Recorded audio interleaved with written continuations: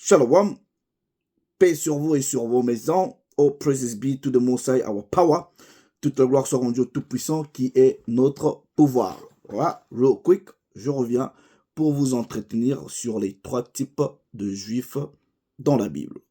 J'aimerais ici attirer l'attention de mes frères et sœurs en vous encourageant à prêter une attention aussi particulière sur le 3e type de juif que nous allons exposer ici. C'est par là que vous allez comprendre la fraude, l'usurpation et le mensonge. De façon simple et basique, qui est juif? Le juif, c'est celui qui sort de la tribu de Juda. C'est qui Juda? C'est un des fils du patriarche Jacob.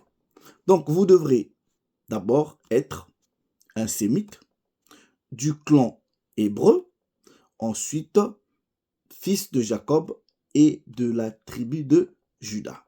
Voilà. Alors, les 12 tribus d'Israël formèrent au départ une seule nation.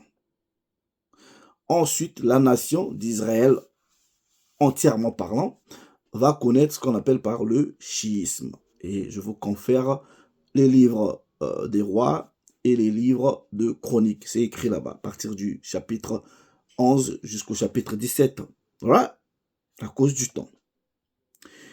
Et la nation va se séparer en 2 royaumes distincts, ou 2 nations distinctes. C'est-à-dire, vous avez une nation de base qui se sépare en 2 nations ou en 2 royaumes. Vous allez avoir d'un côté le royaume ou le royaume du sud qui a pour capitale Jérusalem, right? Et principalement avec 3 tribus. La tribu de Juda, la tribu de Benjamin et la tribu de Lévi. Bon, il y a académiquement, scientifiquement un débat sur le nombre de tribus qui composaient le royaume du sud.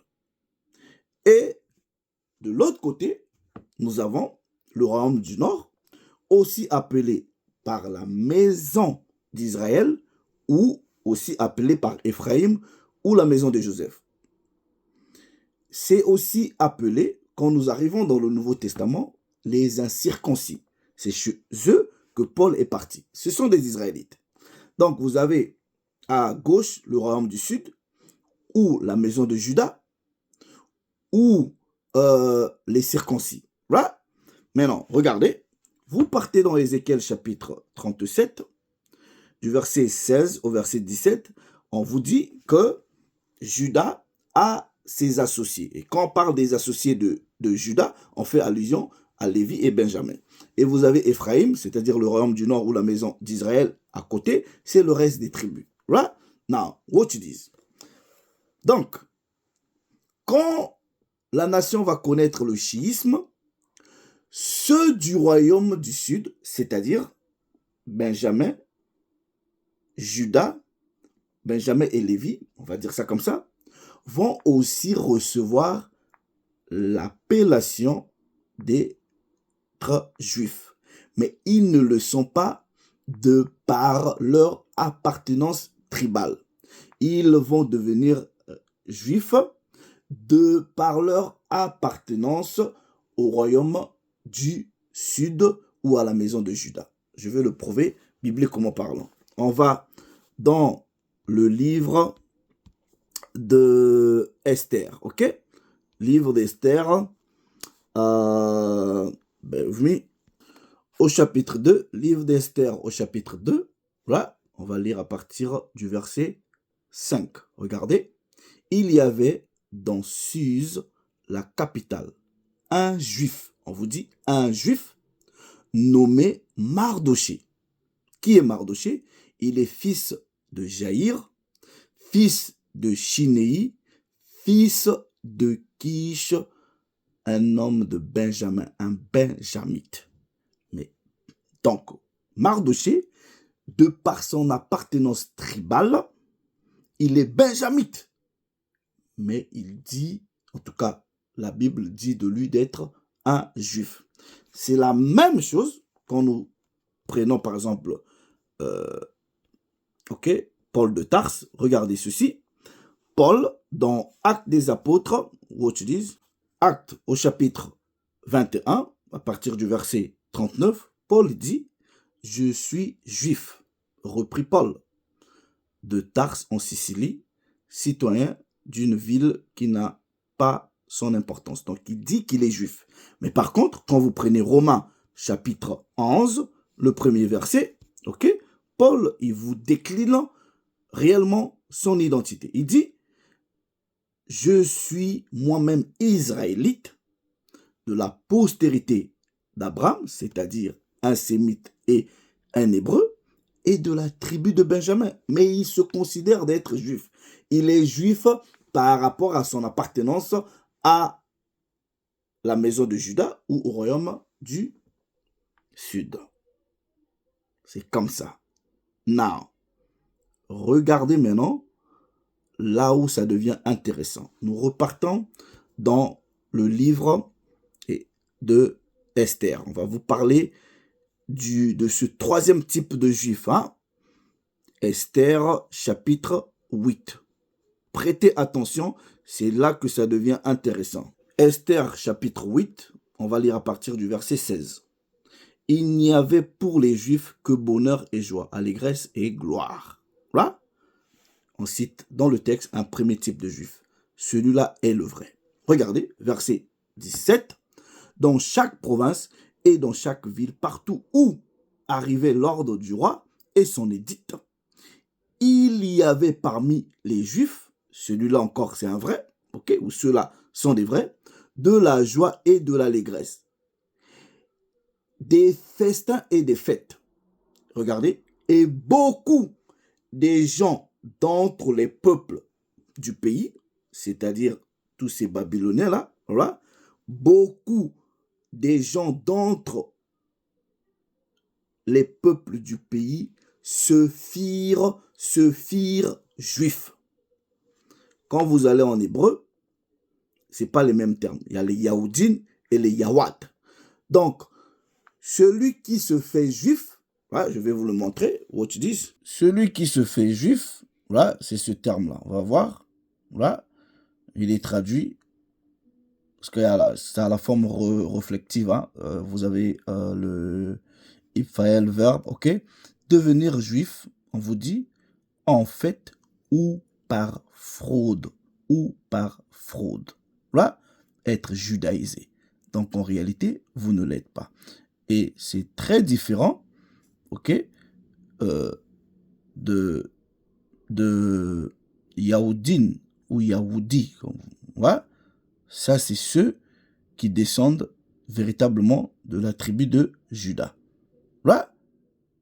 Mais ils ont, selon la Bible, ils sont aussi appelés juifs parce qu'ils se firent juifs. On vous dit soit par conversion ou par fraude. Now, watch this. Dans la Bible, dans le Nouveau Testament, il y a deux femmes. Bernice, qui est citée dans Actes des Apôtres au chapitre 25 du verset 13. Mais je veux m'intéresser à sa sœur Drusilla, qui est citée dans Actes des Apôtres au chapitre 24 du verset 24. Attendez. Je vais lire ici. Drusilla, c'est la troisième et jeune fille de Hérode Agrippa, roi de Juda. Une juive. Drusilla était née, en 38. Et elle avait deux sœurs, Bernice, comme je vous ai dit, qui est citée dans Actes des Apôtres au chapitre 25 du verset 13. Et elle avait une sœur, Mariam. Watch this. On va aller dans la Bible. Actes des Apôtres au chapitre 24, on va lire le verset 24. Quelques jours après, Félix vint avec Drusille, sa femme, qui était juive. Or, Drusille, on vous dit qu'elle est juive. Mais comment elle est juive puisque elle, c'est la fille de Agrippa. Qui est Agrippa? Voilà. Agrippa, je vais juste... Agrippa, c'est c'est la famille d'Hérode, en fait. What you dis, yeah? Comme vous voyez ici, Agrippa, c'est le nom des deux rulers, dirigeants de la Judée, ok? On vous dit qu'il est de la descendance de la famille des Hérodiens. Right? Mais voilà. Maintenant, on va aller voir les origines de Hérode, ok? Puisque Hérode, c'est une dynastie. En fait, ce sont des pères qui se sont succédés. Right? Or, les Hérodiens, ce sont les Édomites. What you dis? What you dis, ok? En parlant d'Hérode, ok? On veut dire, c'est le nom de plusieurs souverains ou dirigeants romains, ok? Dans la région de la Palestine, quand le Mashiach était là. Now, what you dis, yeah? La dynastie hérodienne, ok, s'établit au travers s'établit en Palestine, ok, à travers Antipatre, ok. Un Édomite, ok, Idumian, by descent, par descendance. Alors, Agrippa, qui est un arrière-petit-fils d'Hérode. On vous dit que Hérode, ce sont les Édomites. Mais comment est-ce que la fille Drusilla, la fille de Agrippa, qui est un Édomite, va être juive? Parce que ces gens-là le sont devenus par conversion. Right? Actes des apôtres au chapitre 26. Je vais lire dans la version King James française. Puis Agrippa dit à Paul, « Tu as la permission de parler pour toi-même. » Alors Paul étendit la main et répondit pour lui-même, « Je me considère heureux, roi Agrippa, parce que je vais répondre pour moi-même aujourd'hui devant toi, touchant toutes les choses dont je suis accusé par les Juifs. Particulièrement, toi Agrippa, parce que moi, Paul, je sais que tu es un expert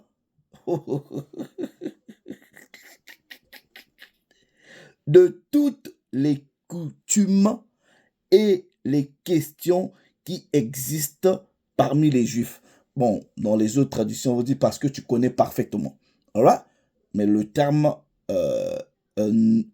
noxtes, ou un truc comme ça, en koiné, ça veut dire que tu es un expert. Agrippa est un édomite. Comment est-ce qu'il devient expert dans les questions israélites? C'est là que vous allez comprendre la conversion.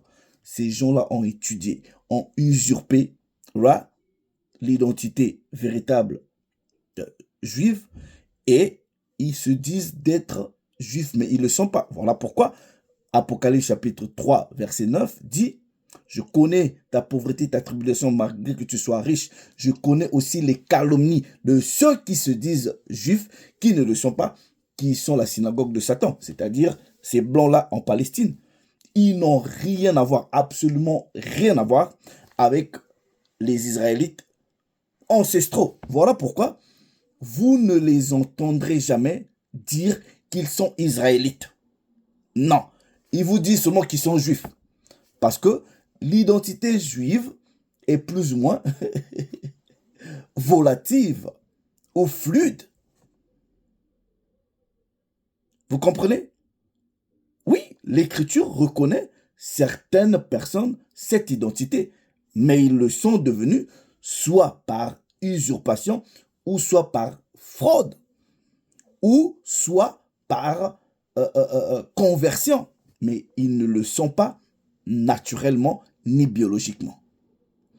Je reviendrai pour vous expliquer le verset dans le Nouveau Testament où malheureusement c'est mal traduit. Tous ceux qui